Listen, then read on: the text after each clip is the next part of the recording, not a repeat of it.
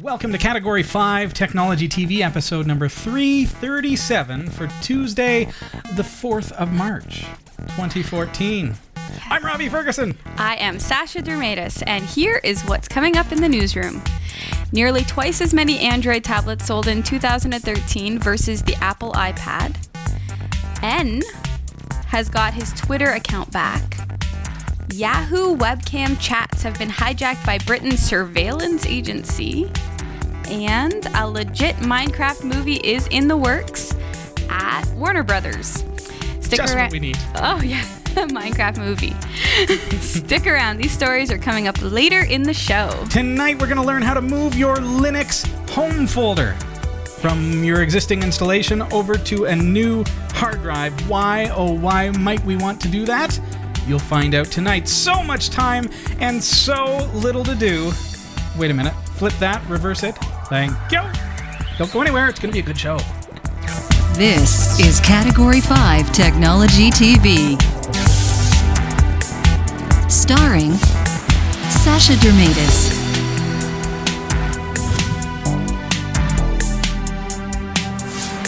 Hillary Rumble,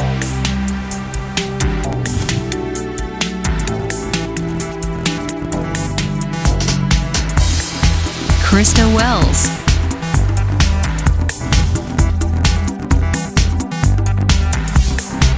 Eric Kidd,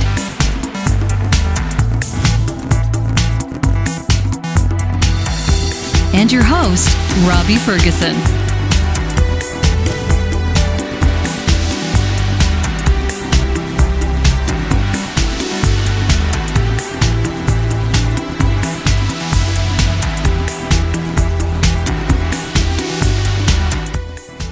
This is Category 5 Technology TV. So nice to have you here.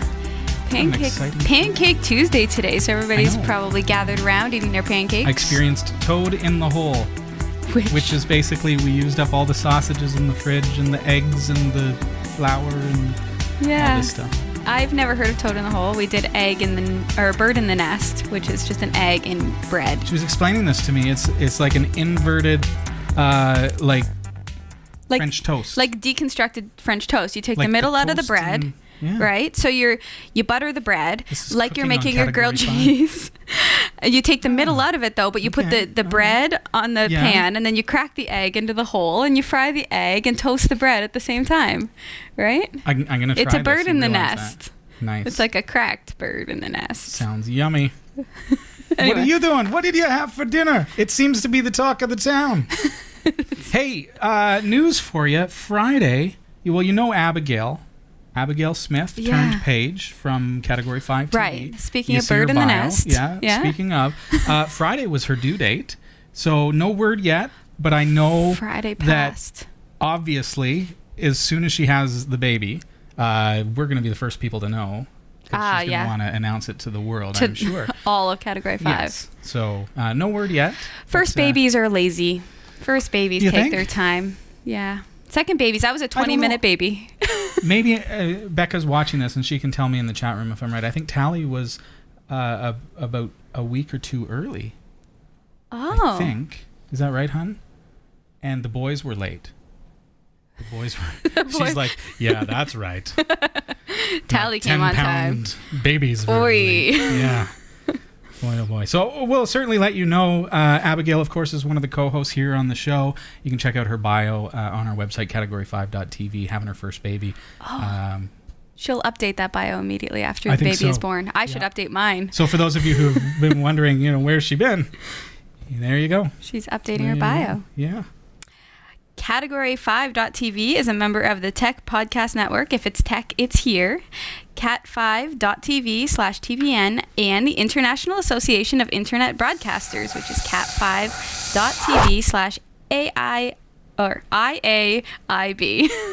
Yes. Sorry, I jumped the gun a little bit there. m.cat5.tv is our mobile website. Make sure you get on there. I don't even have my mobile device on me. Here we go.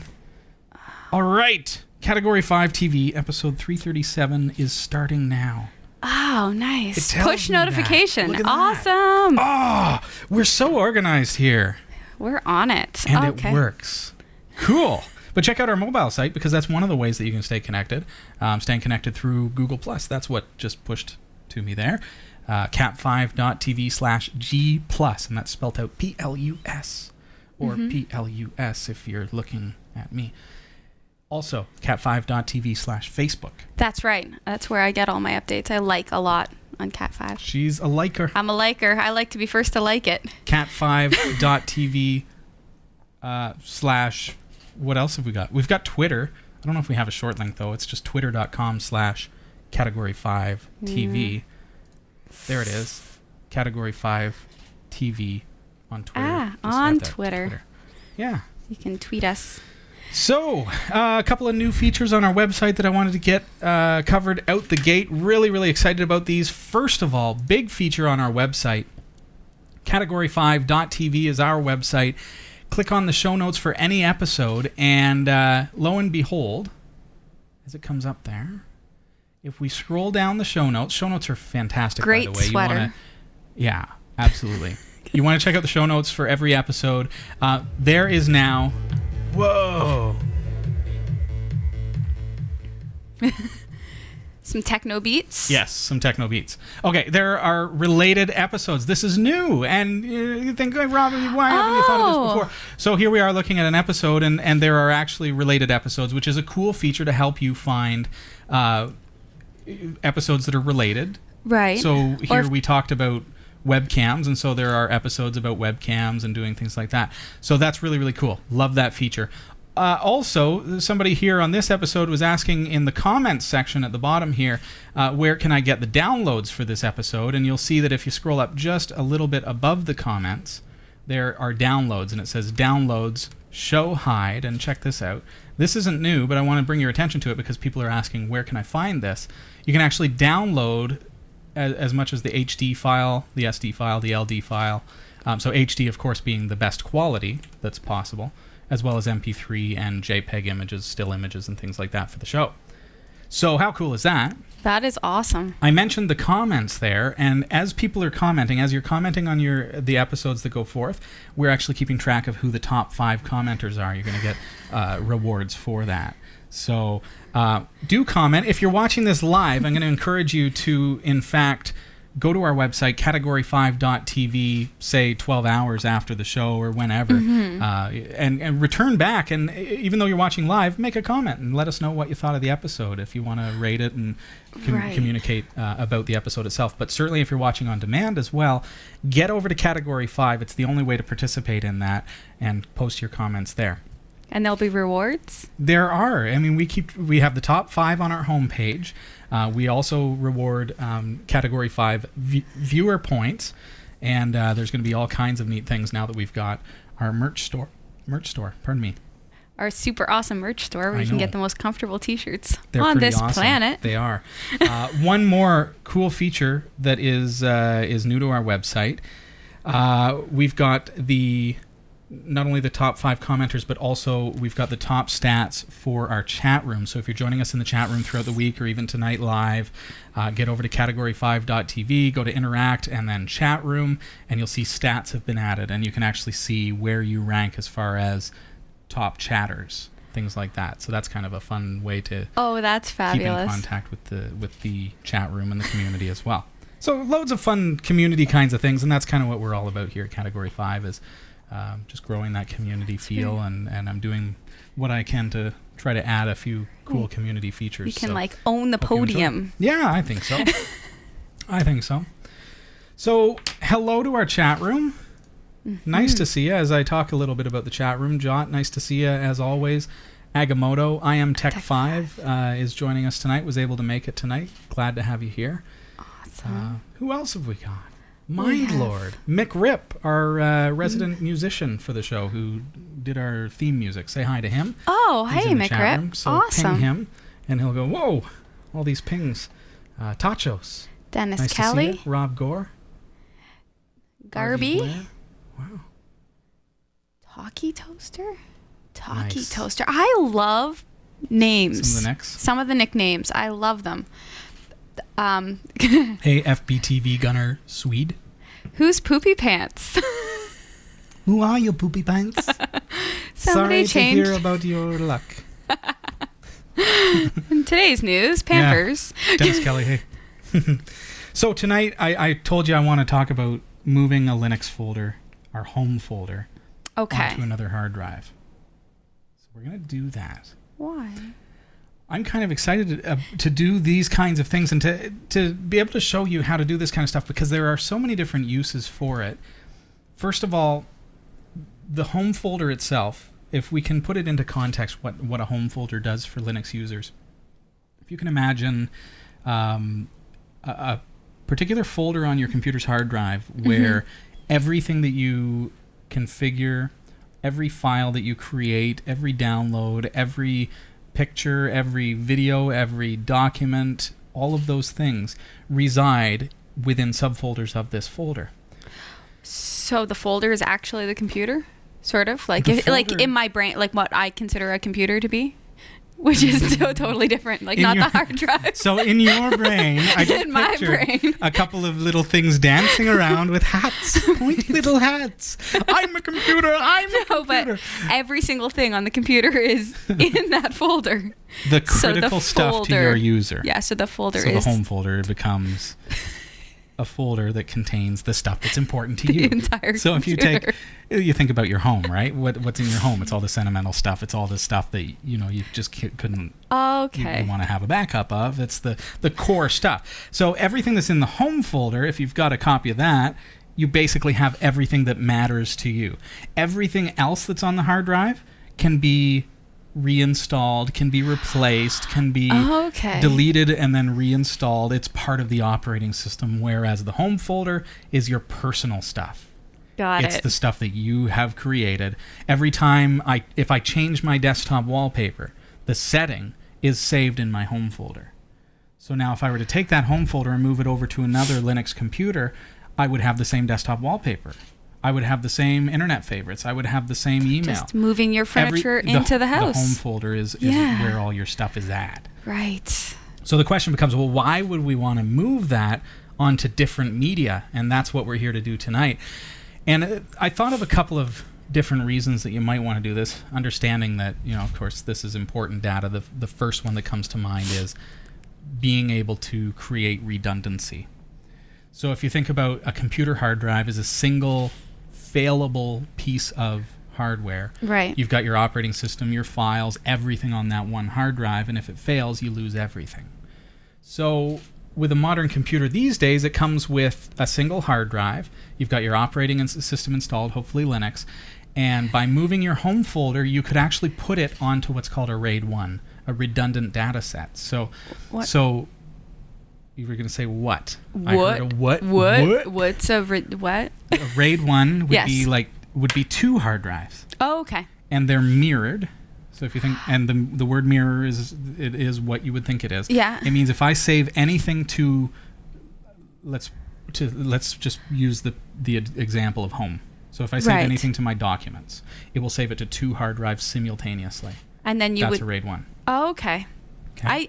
I actually get that. Yeah, okay. So if this drive fails, which happens, this drive continues on, but also has that copy of your file. Right. So you didn't actually lose it even though your hard drive failed. Now, if you were in a scenario where you only have one hard drive and it failed, you lose everything. Right. So that's a problem. So by having a RAID set, a RAID 1 with redundancy, you'd be able to move your home folder over to these two hard drives, keep your operating system on the one hard drive, and you now have redundancy for all your personal files. That is perfect. That's one reason I can think of that you might want to do something like this.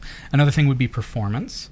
For example, if you have your, let's say you got a new computer, it's got a solid state hard drive. They're very, very, very fast for your operating system, but you don't need speed for your home folder because it's really data storage.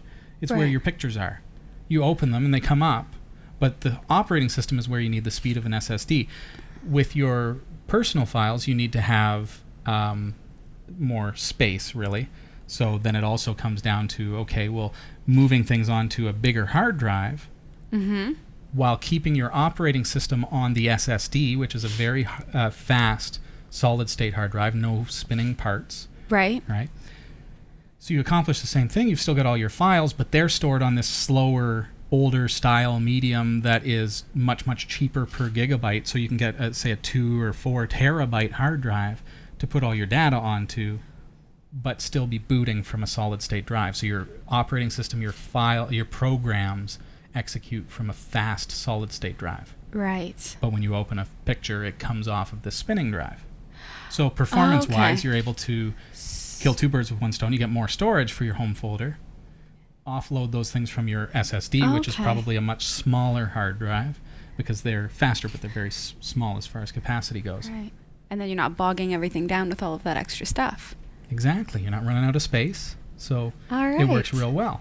So using that example, we can add a lot of space to our computer as well. So that's kind of a two-part reason that you might want to do this. So you're not moving this.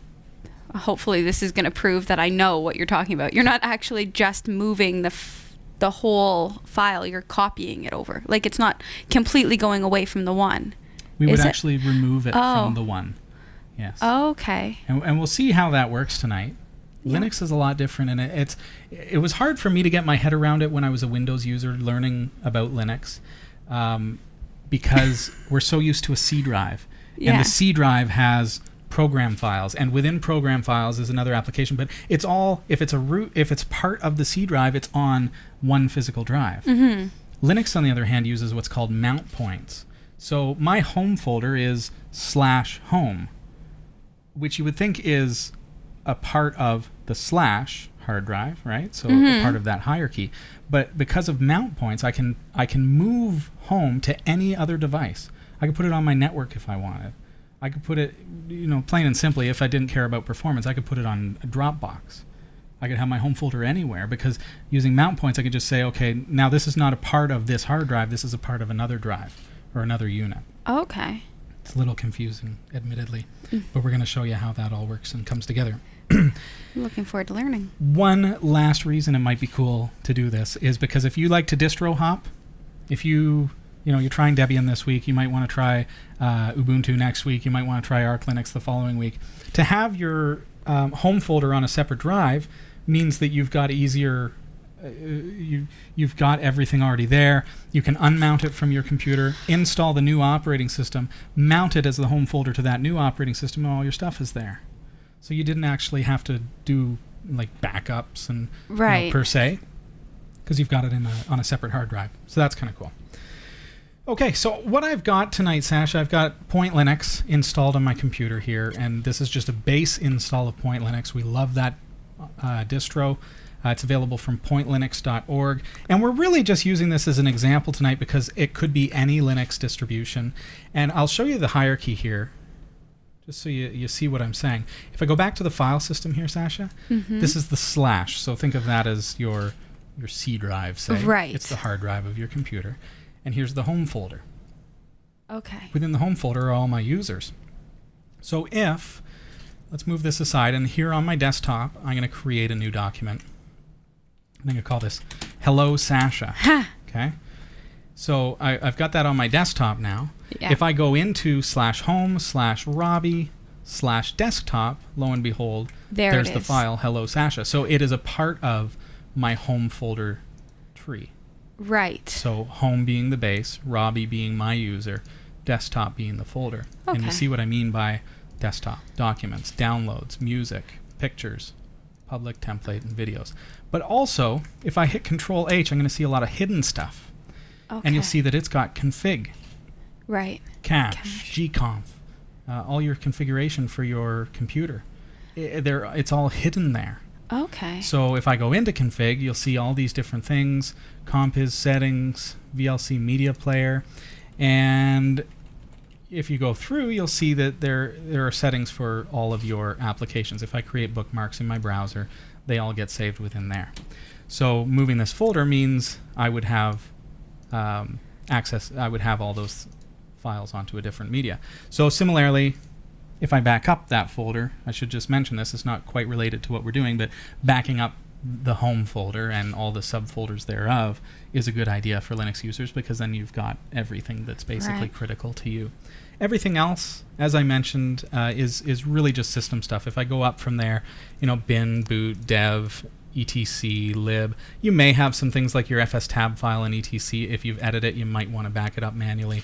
But really all those things are dynamic, and if you reinstall an operating system, you haven't really lost anything as long as you've got your home folder. That's the critical one. Mm-hmm. So what I've done with this computer is I've added a second hard drive.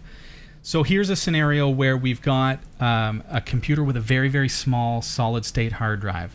This one I think is 5 or 8 gigs, something like that. So not a lot of space to store anything.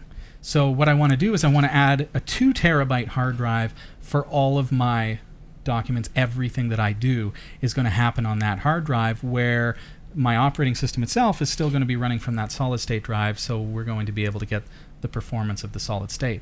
But right now, the home folder is a part of that solid state hard drive. So you see my free space on this little itty bitty solid state drive is only 1.8 gigs. Right. That's not even enough space to download 2 episodes of Category 5 Technology TV in HD. So that's that would be a problem for the normal user. So observe that as I look at let's go to my desktop folder, observe the fact that we have 1.8 gigabytes free. Right. Because once we move everything over to our 2 terabyte hard drive, we're going to see something quite different, even though we're not changing the operating system's hard drive. So I'm going to close out of this. I'm going to bring up an application that comes with the computer with Point Linux called gparted. It's a partition editor for GNOME, and we're here in Mate. It doesn't really matter. So there's my hard drive. It's 8 gigs. Okay. I'm going to switch to, notice up at the top here, I've added another hard drive. So from my 8 gig hard drive, I want to switch to SDB, which is my 2 terabyte hard drive. Right. Okay. So now you can see that I've already formatted it, but what I want to do, I want to take this right from the scratch, just because a new hard drive is probably going to be like NTFS or possibly not even formatted. It's going to look something like that. Unallocated. There's nothing there. You can't actually use that hard drive because it hasn't been prepared. You prepare it. We're going to prepare it. I'm going to actually apply that change so that we can actually do this together. So in gparted, which is here on my Linux installation, and if you don't have it, you can install it with Synaptic Package Manager or Yum or whatever you use to install software.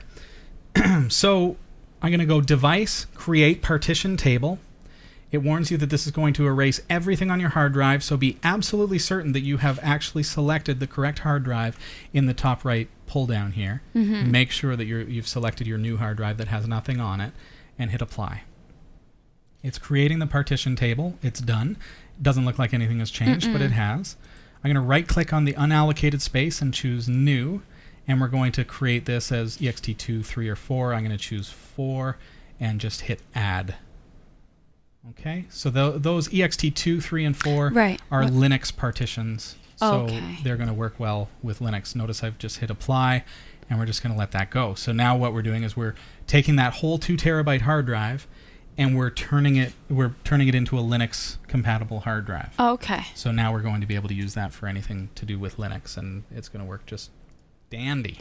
And it would only now be used for Linux. Now it's not compatible with anything else. Well, now this hard drive, yes, it's going to become a part of our hierarchy of our computer, our distribution. It's going to become our home folder. It's not something that you'll be accessing from Windows or anything like that. But we're assuming that Linux is your core operating system on the computer. So, yeah, that's right. You wouldn't be using this for anything else now. Right. So you see that even formatting a 2 terabyte hard drive didn't take long at all. So I'm going to close that. It's done. Now we have a 2 terabyte ext4 hard drive ready to go. Awesome. Okay, system shut down, but keep in mind there is a file that we created here during the show, Hello Sasha, on my desktop. I'm going to shut down, turn off the computer, and then we're just going to take a break. Yeah, take a break. Smoke if you got 'em. Yeah. Have a pancake.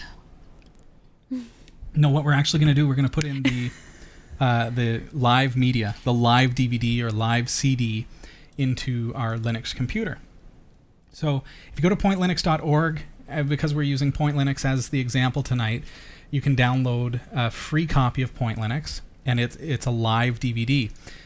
So what that means is you can boot from the CD, and you can use it to do all kinds of great things with your computer without actually having to install it. Okay. So now I'm booting up from the CD. Okay. So you'll notice the first option says try Point Linux without installing. So I'm just going to choose that. and it's in fact going to boot up into a live mode. So this works again if you're using Ubuntu, if you're using any other distro that has a live CD option. It doesn't have to be Point Linux. I personally really dig Point Linux. I think it's a great distro, and they're doing a fantastic job over there. So that's what we're using tonight. But even if you're not using Point Linux, notice that I'm using Point Linux on the computer. I'm also using Point Linux boot disk as my live CD in order to service the computer.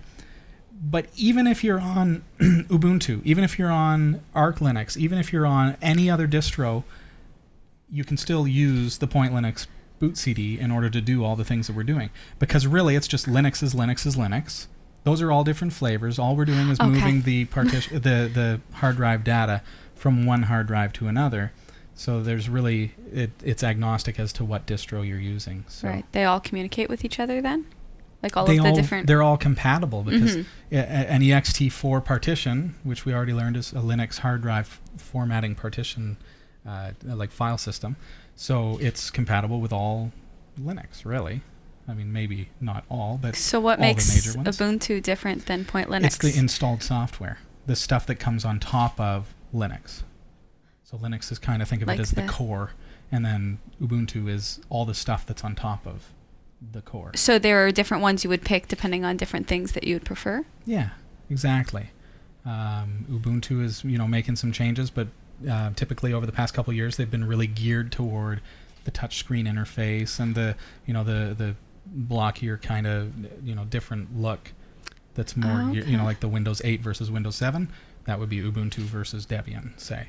They're pushing more toward the touchscreen. That's all kind of changing a little bit, but Point Linux, the one that I really love, has a more classic feel. Using Mate or Mate as the desktop environment, it feels a little more like classic Linux. And you can see that. You can really see that. Now, notice, you think that I've booted into the same computer. It looks identical. I could have changed the wallpaper for you just to make it easier to understand. But really, see, install Point Linux. We are, in fact, booted from the CD. Right. And my hard drives have been detected on my, from my boot CD. You see I have it's showing it as a 5.4 gigabyte file system. We know it's an 8 gig. It doesn't really matter. And we've got the 2.1 terabyte file system. So if I click on... Now, if I go to my home folder and I go up one, what do you notice? Robbie's gone. Right. Because I'm not Robbie now. I'm not booted into my computer. I'm in fact booted to the CD. This is called the live CD. It's fantastic because I can manipulate the computer all I want, access files. If you've got a dead computer, be it Linux, Windows, any PC operating system, doesn't matter. Say you've got a Windows computer that won't boot, you can use this, as long as the hard drive spins and can be read, you can use this to recover the files from it. Because you're booting to a running operating system. Say a virus has corrupted your ability to boot your Windows computer. You can use this to copy all the files off of the computer onto an external hard drive and then reinstall Windows, and you never lost anything. Okay. Isn't kind of idea. This might be a crazy question. Is it an actual CD? No, it's not. It's a DVD. It is. Okay. You can also create USB media if you don't want to use a DVD.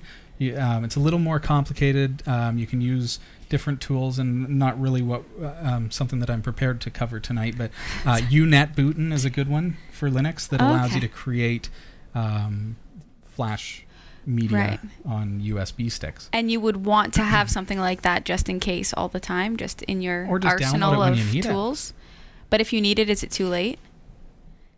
Well, it depends if you have another computer. I'm in a scenario where I've got other computers. If one computer crashes, I can go to another computer, download the ISO, burn it to a DVD, and then I've got the DVD. So, but for somebody who only has one, get everything set up and get this ready just in your toolbox of just in case, why not? Right? It sounds like a good tool to have. I think any Linux Live CD is a good idea to have in your toolbox so that you can boot up and access stuff without the fear of spreading viruses, say on a Windows system. Because you can boot it up and you're not actually booting into Windows, so if it's virus infected, it can't spread during that session. Okay. So that's kind of cool. So all that to say, we've booted from a CD, we've got access to the computer. Yeah. How awesome. So, but here I am, it's user. Well, where's Robbie? I need my Robbie folder. Well, notice, I've got those two hard drives here. So what happens if I click on the small hard drive? We know that's my main hard drive. Whoa! It looks the same as the folder I was just looking at, but let's go into home. Oh, It's Robbie. it's Robbie. There it is. Let's go into Robbie. Let's go into desktop, and what do you see? Hello, Sasha. There you go. Okay, so we know that this is, in fact, the home folder on my actual physical computer. The 2.1 terabyte file system is an empty file system that we have just formatted. So what do? Let's go into our terminal. We're going to have fun with this. The reason that we've booted from a live CD, live DVD here is because if you were booted into your actual operating system, you can't move your home folder because it's in use. Plain and simple. You've got stuff opened, and so you couldn't move it. You'd end up breaking stuff, and that would be a bit of a headache and a nightmare. So instead, what we're going to do is we're using this live CD to go into CD/media. Okay, now if I do an ls, you'll see that I've got a couple of drives there. Those are my actual hard drives. But if I eject them from Nautilus here, or whatever it's called in Point Linux, Kaja, if I do another ls, look at what happens. There's no hard drive. So if you look at /media in your terminal, notice how I got there, CD /media, and then an ls is like a -dir command kind of idea. There's nothing in there, really. But if I mount a hard drive by single-clicking on it, now if I do an ls, you'll see that hard drive is actually there. So if I go CD /0 and then hit the tab key on my keyboard, because I don't want to have to type that god-awful long thing, right? Hit enter. Now I'm actually in that hard drive in my Linux terminal. And if I do an ls, there's my Linux directory structure. And if I do ls home, you'll see there's my Robbie folder, okay? Because I'm looking at that hard drive. So now I need to be able to move that home folder to this 2.1 terabyte file system, but what is it? I'm going to single click on it, and you'll see up here at the top it says 2.1 terabyte file system. I can hit Control L, and I can see what's called a UUID. That's this big, long, horrible thing. Okay. That's a personal identifier for this particular hard drive. I don't need to memorize that. I don't even need to type it. All I need to know is that it starts with a D. And the other one started with a 0, so it's not a complicated procedure to say, okay, if I do ls:/lah, so that it shows it long form, okay, that is my computer's hard drive. Right. I know that, right? And then that is that terabyte one. That's the 2 terabyte storage drive that I'm going to move my home folder to. How easy is that? Nice. So I'm already in my computer's hard drive here. So what I want to do is I want to type mv as move, but notice that I'm going to get an error here, but I'm going to do it on purpose. Move home to /d tab. Enter. And I'm going to get permission denied. It's wrapping to the other line here, but that's what it says, permission denied. And the reason for that is because I don't have the rights to make these kinds of changes to this particular hard drive. I need to be root or super user. So if I instead go sudo mv home, so I'm moving the home folder, which is currently inside the folder that I am in on the root of that hard drive, to .. which means up one folder, /d, because we know that the 2 terabyte drive starts with that, and then hit tab. That finishes off the line, and then hit enter. Now, if I do an ls, notice there was no error there. I'm going to do an ls on my computer, and you'll notice that there is no home folder. Okay. All right. Do an ls .. /d, look at the 2 terabyte hard drive, and you'll see that it has nothing but home and lost and found. So now, if I look at that 2.1 terabyte file system, go into the home folder, you'll see Robbie, desktop, hello Sasha. Got it. Okay, so we've now officially moved that off of our internal hard drive. Now it's important to note that we cannot reboot our computer now because there is no home folder. It's going to just crash, and we're going to, it's just going to go crazy because we've moved the home folder, but we've never told our computer, hey, by the way, we've moved it, you need to look for it over here now. Right. So that's what we need to do. So we have to step 2. Is this on a scale of geekiness? Where would you put this? Well, I'm sort of getting it. I Okay. will admit that I wouldn't be able to copy it myself. I'd have to pull up this episode and follow. Sure, But that's okay. it seems doable. Like, it seems like it possible. Yeah, I get it, sort of, mostly. I'm really How about equating it. Hopefully you guys are all getting it. You probably are getting it, actually. I have little images in my head of things, where... Cool. All right. Yeah, where, like, if I were to try and do it at home, I would definitely not be able to... I would call you. I would call Robbie. Okay, that's where I am. And that's fine. Okay. And you can call me. Yes. 2545 Cat5TV live at Category5.TV. Some of the people in the chat room say, well, can't you use /dev/SDA1, SDB1? And Garvey making the point that UUID is much more recommended because it's specific to each hard drive. I'll give you a scenario. If you were to use SDA1, SDB1, which makes sense to those of you who care, okay, then if I remove a hard drive and move a hard drive around, all of a sudden the one that was SDB1 turned into SDA1. So now everything is messed up. And now I got to figure out, okay, what drive is supposed to go into what bus, and it's just a dog's breakfast of drives and trying to figure out where it's supposed to be. UUID never changes. It doesn't matter where it's plugged in. So the UUID, it's important to use that, not the dev assignment. Right. Because otherwise you could have data corruption and lost files and unable to boot a system, and because you've assigned using the SD assignment that is dynamic. UUID is static. Okay.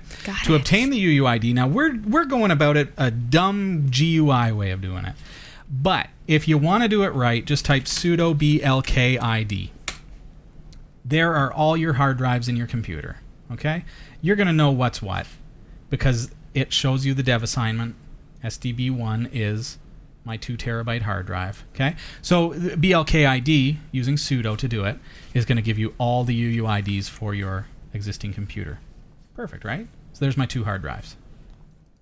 Gives me that. Okay, so what I need to do now, notice that I am still looking in media at this mounted drive that is the internal hard drive for my computer. I'm going to go into CD etc. And you'll note that I am not in /etc, because if I was, I'd be looking at the actual etc folder of my CD drive. Right? Okay. So if I look at my fstab file, sudo. Whoa, there literally is no fstab. So that would be confusing. etc is a moot point because it's your CD. It's your boot media. We want to go into that hard drive, okay, /etc. Now, we need to tell the computer, as I was saying, that we've moved the home folder onto another hard drive. So we already know to use blkid to get the UUID. Alternatively, of course, we can go up here and we can click on here and we can hit Control-L, and we see that the media assignment on this particular computer has it's shown me the UUID there. But your computer may not. It may show it as hard drive or SDB1. It may.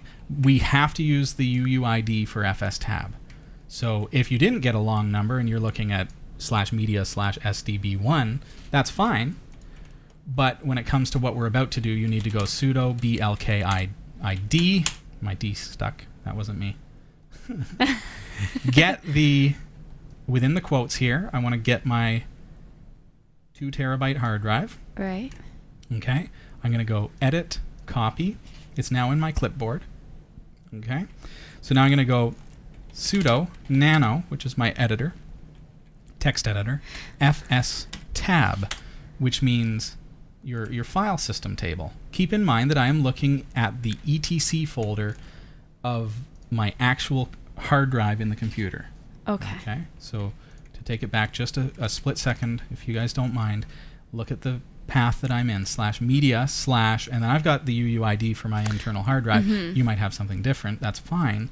/etc, then sudo nano fstab to edit the fstab file, and you'll see that there are 2 things currently assigned. There is the swap partition and the / mount point. Now what we've established we're going to do is we're going to say, okay, well, home is no longer a part of the / mount point. It's no longer on this hard drive that starts with a 0 in the UUID. Right? Instead, what we're going to do is let's make a comment with a hash there, and we're going to say this is our home drive. Now we're going to go UUID equals. And the brilliant thing is you can pretty much copy what you see above for the slash mount point. So I'm going to go edit, paste. Now I've got the UUID there from a previous copy of the 2 terabyte hard drive. Hit tab. And now watch what I'm going to do. /home. Okay. Tab, ext4. Remember, we formatted it as ext4. If you made it ext2 or 3, you need to change it accordingly. And then again, we're going to just copy the permission, the settings as per above. Let's see what it says. I'm going to make it a little larger here. Remount -RO. Just got to zoom out so I can find out where my cursor is. There it is. What that says is if there's an error, it's going to remount the drive as a read-only. Okay, first number here is for dump if you want to use dump for backups, which unless you're running a server, you probably don't, so you can just leave that as 0. The second number, you see how on our hard drive above it's set to 1? So does that mean we want to set this one to 1? No. What we want to do here is we want to set that to either 0 or 2. I would say probably 2.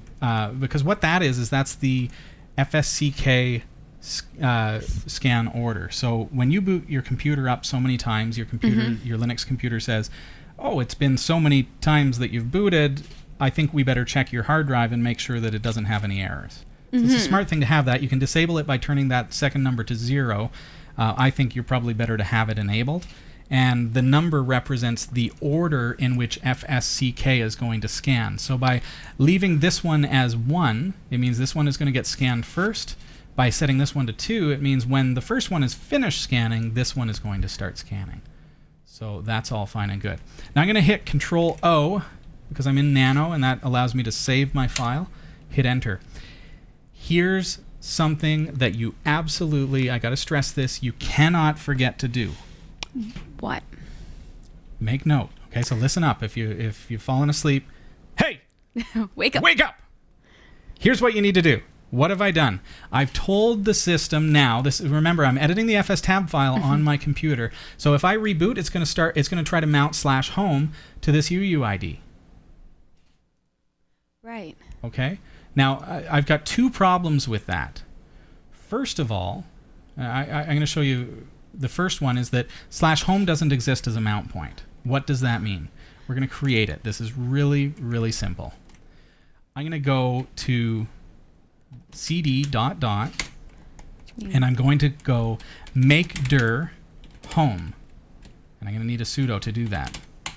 There we go. So now if I look at this, I now have a home folder on my internal computer. That now becomes a mount point because if you look at it, there's nothing there. It's empty. Okay. And that's exactly what a mount point is on Linux. We can create an empty folder and tell it, okay, now take this hard drive and mount it to that folder so that when I go into that folder, it will actually go into this hard drive. Okay. So I had to create that. There's one other problem that just hit me here when we moved our partition. Watch what we did. There's a home folder within our hard drive. Now, we're telling it that, no, this hard drive is the home folder. So what we actually need to do is we need to go into home, and we need to move, sudo, move, star. No, we don't want to do, we want to go, star, to ... So now Robbie is gone. Okay? So what I've done is I've moved everything there to here. So you see that? So now Robbie is actually in the root folder of this hard drive. Right. So home is actually empty, which is fine. I'm going to remove that because we're done with it. Okay. And now we no longer have a home folder on our hard drive. We in fact have a Robbie folder. Because keep in mind, if I mount this as home and Robbie is within a folder called home, now it's going to look like /home home Robbie. Right. Okay. We want it to be /home Robbie, just like the original file system. Okay. So, looking at our file system again, Here's our 5.4 terabyte or 8 gigabyte SSD, and if I go into home, it is completely empty because that is going to be our mount point. Go into my 2.1 terabyte hard drive, which is going to be what is mounted to that through the FSTab file. Go into Robbie. There's my desktop. There's Hello Sasha. Okay. Got it. Have I got everything, chat room?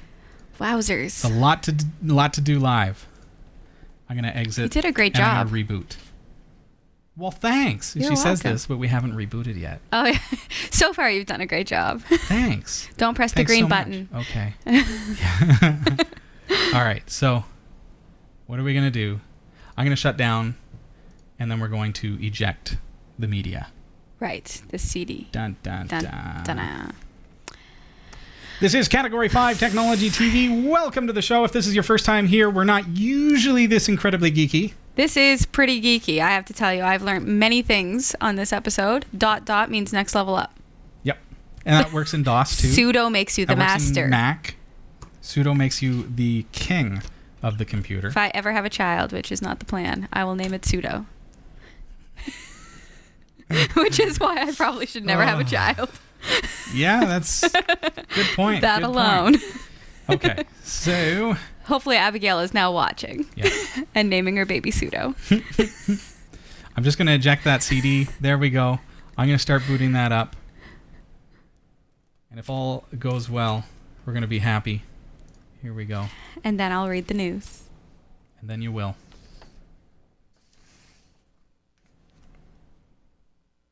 Loading. Please wait. So here we are. We're booting into Point Linux again.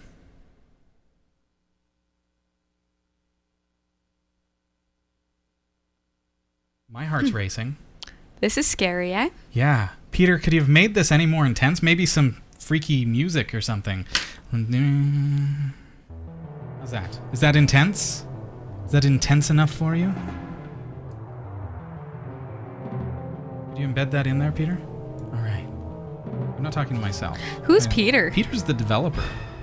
Okay. Like, there's a whole new level to your mental health status here that I had no clue. No. He's a real guy. He's a real guy. He's sitting on the couch over there. I know it's The just cat. a blank screen. I don't want to switch away. I don't want to pull it over to the camera because I want it to. You want to see I want it to when see it's this happening. live. I want to see. Now we're on radio. See? We are. It's no longer Welcome TV. to the smooth sounds of Category 5 booting Point Linux. Soft Perfect. flash. Ooh. And Yes. Is this good? oh, I don't want I got a desktop wallpaper and hello, Sasha. Yes, woo! Yeah. Way to And go. the crowd goes wild. Yeah. Oh, First take. that. This is live. Yes. Oh, that's going to be hard to follow. There it goes. Look at that. Okay, home. Check out my free space, folks. Yes. Yeah, baby. And that By golly, he's done it. is why you might want to do what we did here tonight. Yes. You might want Robbie to do what we did here tonight. Ah! That was awesome. That was really good. Thanks, everybody. Yay. Okay. Are you ready for it? I am ready for it. Okay, take her away. Here are the top stories from the Category5.TV newsroom. A new tipping point in the world of tablets. The analysts at Gartner released their tablet sales numbers for 2013 yesterday, and Android has topped the list as the most popular platform for the first time, outselling Apple's range of iPad tablets nearly twofold. Of the 195 million tablets sold in 2013, Android took 62% of sales on 121 million tablets, while Apple sold 70 million iPad tablets for a 36% share. In comparison, last year, Apple led the tablet category with nearly 53% of sales on 61 million units, compared to Android at 46% with 53 million tablets sold. Sounds like a mathematical word problem. What's fueling tablet sales? Gartner says it's actually the low-end smaller screen tablets along with first-time buyers. Which makes Interesting sense. point, yeah. It brings me to the fact that I was at a friend's house today, and he has a 4-year-old and a 6-year-old, and both of them have tablets, Android What? tablets, and it blew my mind. Each of them because have their own? They have their own Spoiled that they kids. got for $60, like tax in, free okay. shipping from, I don't know, probably Amazon, probably delivered on like one of those helipad That'd things. be awesome. Anyway, but you couldn't do that with an iPad. Like you couldn't buy your kid an iPad and just give it to them. These numbers, really? Yeah. That you can go out and get a $60 tablet that does all the things, that has internet and probably a SD card reader and a USB plug that you can plug in an external hard drive and all this additional stuff. Yeah. Yeah, I'd rather buy that one. You can't go wrong, really. I mean, if your iPad is just going to end up being obsolete anyway, right? Like if it's planned obsolescence, for sure. So you might as well just buy the cheap end Android. What are you running?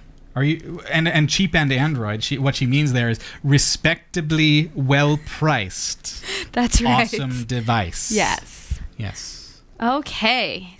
Twitter username N, which has allegedly been stolen, has been returned to its original owner. Naoki Hiroshima, who held the Twitter handle since 2007, claimed last month the hacker had stolen it. He said that at the time, someone took control of his other online accounts and threatened to compromise data and websites owned by him, forcing him to give up the handle. So he held him at ransom or something. Hostage, that's what it is. On Wednesday, Mr. Hiroshima tweeted, "Order has been restored. This is a happy ending not only to me, but for the sane employees and loyal users of Twitter. Congrats to those two," he added. However, he did not mention how he got back control of the handle. Oh, a little hitman. An assassin. In a previous blog post, Mr. Hiroshima had claimed that he had earlier been offered $50,000 to sell it, and people had tried to steal it before. Mr. Hiroshima said that his Twitter name was considered rare as it only contains one character. So there's only 26 others. I would think so. 25 others. Maybe there are some higher, like maybe Chinese characters. I don't know. But there's probably not there's a lot of probably single in alphabets. There's probably other alphabets other than ours that have more letters. Yeah. If you haven't caught the story though about N, it's really quite interesting, and the news is kind of slanting it like, did he really get hacked at this point? But regardless of whether it was legit or not, obviously it's made the guy a celebrity. But reading the original blog post is a big eye opener for how you could have your stuff compromised. In fact, a gentleman recently, and it's on MSN News right now, and it's a big kerfuffle. The Bank of Montreal had transferred his entire savings account, right, $90,000, while he's laying in a hospital bed. They transferred all of his money to an account in Malaysia because somebody had compromised his email account. Holy So they were able Hannah. to email the bank and say, I need that money wired to here. And the bank said, okay, well, we need to call to verify it. And so the person gave a fake, a phone number to call and phoned, and they verified. And unfortunately, the bank isn't smart enough to realize that, hey, we're being scammed here. And transferred all of his money away. So he's fighting it.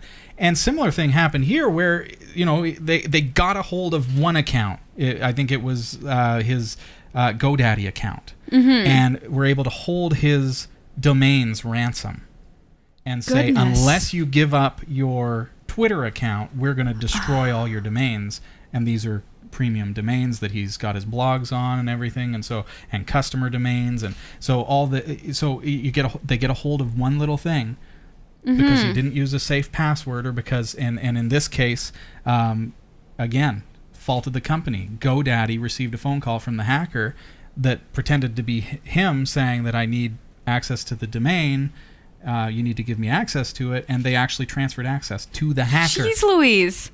Everybody should have password box.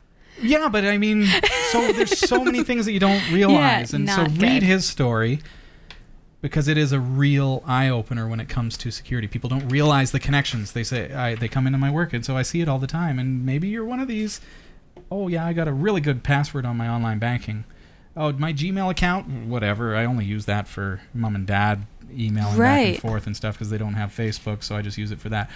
Oh, did you realize that you also use that account when you set up your online banking? Right. Or maybe it's associated with one of your credit cards, or maybe, who knows? A chain is only as strong as its weakest link. Yeah, and there are so many connections, so. Oy. Yeah. Well, leaked secret documents have revealed that Britain's surveillance agency, GCHQ, with aid from the U.S. National Security Agency, intercepted and stored the webcam images of millions of internet users not suspected of wrongdoing. GCHQ files dating between 2008 and 2010 explicitly state that surveillance program codenamed Optic Nerve collected still images of Yahoo webcam chats in bulk and saved them to agency databases, regardless of whether individual users were an intelligence target or not. Oh my. Uh-huh. In one 6-month period in 2008 alone, the agency collected webcam imagery including substantial quantities of sexually explicit communications from more than 1.8 million Yahoo user accounts globally. Yahoo denied any prior knowledge, as they would, of the surveillance, accusing the responsible agencies of a whole new level of violation of users' privacies. I'll say. That is insanely scary. When you think about communication, think about a wife whose husband is away at war, and they have a very intimate conversation, or flirty, and whatever it leads to, right? Mm-hmm. And everything else that goes on. But this is a personal conversation. It's not something that is public. That right, and you're led to believe it is absolutely private. Yeah. I mean, and unless you would assume that you would be maybe searched if you were a target of something. Like sure. These are innocent people that are just using the service. Not suspected of anything otherwise. And there's somebody flipping through their images. Mm-hmm. And now, all of a sudden, if there's something shady in one of the pictures, they become a suspect, which means that's not the way we rule this world. You're supposed to be suspected or presumed innocent until proven guilty. I don't know. Person of interest. This is very creepy stuff. Keeping track of what we're doing. Okay, Minecraft. Less than 2 weeks after Minecraft creator Mojang took action to shut down a Kickstarter project seeking to raise funds for a film based on the game, it turns out the reason they didn't want someone else doing it is because they're already in talks with Warner Brothers. Oh dear. Yep. Minecraft creator Marcus Persson revealed the news this week. The hugely popular block building game Minecraft, which has all but taken over YouTube's page, could be coming to the big screen. Movie news site Deadline reported that one of the producers of the recent Lego movie is handling the project, and it looks like the film will be a live action. Work on the film is at a very early stage, as Warner has only recently acquired the rights to use Minecraft's iconic blocks, characters, and monsters. In other gaming movie news, one game that is definitely being turned into a film is the World of Warcraft. Filming started in late January with British director Duncan Jones in charge. The film is set to be released in early 2016. Minecraft doesn't even look fabulous. Like, how are they going to make that a great movie? Sylvester Stallone. What are they going to do? They're going to have to make that prettier. Lego, I mean... But have you seen YouTube lately? Seriously. The homepage is like Minecraft. Really? A bunch of kids just... It's a really pointless game, playing golf with my squares. Yeah, it's golf. It's going to be a great movie. It's going to be hilarious. I am going to...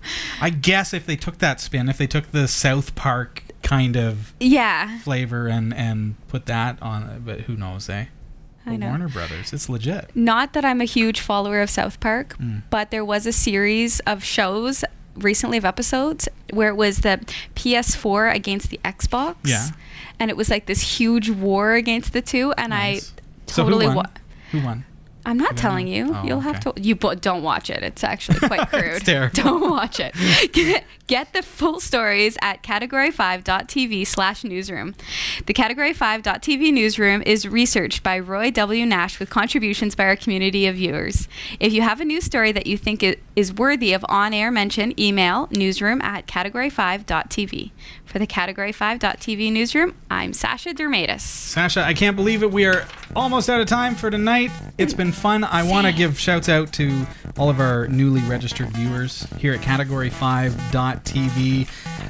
D. Moore, SRCS Tech Club, Jeremy M. Huffman, F. Badillo, Montech, and Gape Razor. Nice to have you. Yeah, Shane and Semi Photo.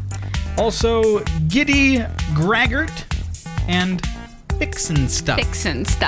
That's my favorite. All newly registered on Category5TV. So nice to have you joining us as part of our community. It's a free community to participate in.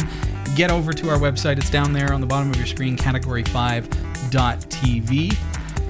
Also, looking at our viewership tonight, let's take a look at where you are. Flint. Also, Washington, Philadelphia. Nice to see Atlantic so many City. New York, of course. Baltimore. Nice to see ya. Albany, yeah. Worcester. Phoenix. And Yuma. And Safford. Huntington and surrounding Beach. areas. San Diego. Seattle. Nice. Baltimore. See? Uniontown. This is awesome. Look at you guys. San Francisco and Sacramento, California. Great to have you watching the show. Thank you for joining us tonight. Make sure you check out our website this week. It's www.category5.tv. Hope you enjoyed the show. Next week, what's going on next? Eric Kidd, everybody's favorite kid. Eric's going to be here. So you don't want to miss it. It's going to be a lot of fun. He's always a riot.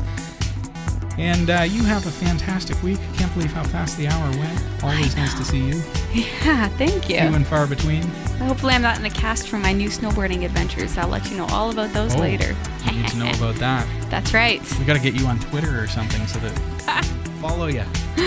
Follow be fallen. Okay. Have a great night, everybody. Take care. See you next Tuesday. We hope you enjoyed the show. Category 5 TV broadcasts live from Barrie, Ontario, Canada every Tuesday at 7 p.m. Eastern.